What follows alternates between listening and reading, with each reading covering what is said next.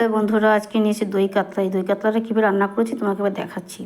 প্রথমে মাছগুলোকে ভালো করে ধুয়ে লবণ, হলুদ আর সর্ষের তেল ভালো করে মাখিয়ে রেখে দেবো 10-15 মিনিট।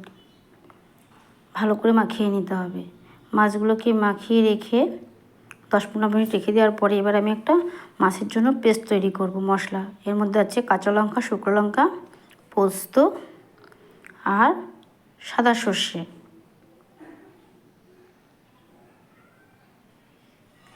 দিয়ে সাদা সর্ষে দিয়ে এবার আমি এটাকে কিছুক্ষণটা জল দিয়ে কিছুক্ষণ ভিজিয়ে রেখে দেবো।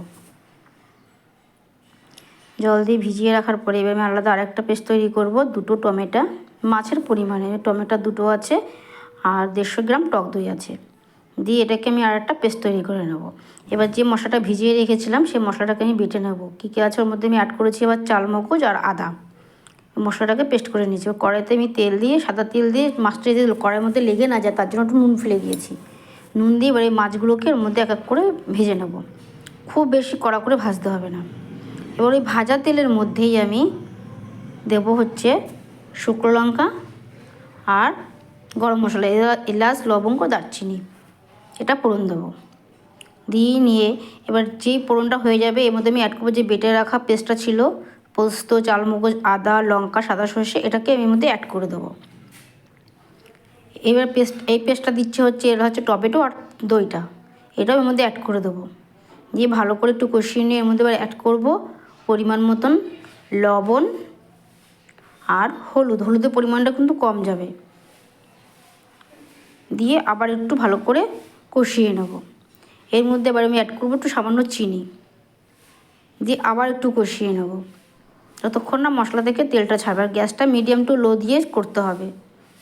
যে ভালো করে কষিয়ে নেওয়ার পরে এর মধ্যে একটু অ্যাড করবো একটু গরম মশলার গুঁড়ো। দেখো মশলা থেকে কেমন তেল ছেড়ে দিয়েছে। এবার আমি এর মধ্যে অ্যাড করব ফুটিয়ে রাখা গরম জল পরিমাণ মতন। খুব বেশি হবে না, গ্রেভিটা একটু ঘন টাইপের হবে। ভালো করে যখন এই ঝোলটা ফুটে উঠবে, যে ভেজে রাখা মাছগুলো যেহেতু ভাজার সময় একটু লবণ দিয়ে দিয়েছিলাম তেলের মধ্যে, তার জন্য মাছগুলো কিন্তু ভাঙেনি, নিচেও কড়ার মধ্যে লেগেও যায়নি, কি সুন্দর ভাজা হয়েছে। এবারে ভেজে রাখা মাছগুলো এর মধ্যে এক এক করে দিয়ে দেবো। দিয়ে আমি কিছুক্ষণ ঢাকা দিয়ে রেখে দেবো। বন্ধুরা সঙ্গে থেকো, পাশে থেকো, সঙ্গে কমেন্ট করে অবশ্যই জানাবে দই কাতলা কেমন হয়েছে। এবার আমি এর মধ্যে 4টা কাঁচা লঙ্কা চিড়ে দিয়ে দিয়েছি তার যেরকম ঝালের পরিমাণ হিসেবে।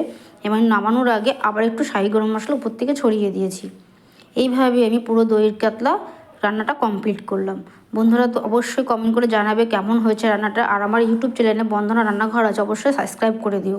নমস্কার।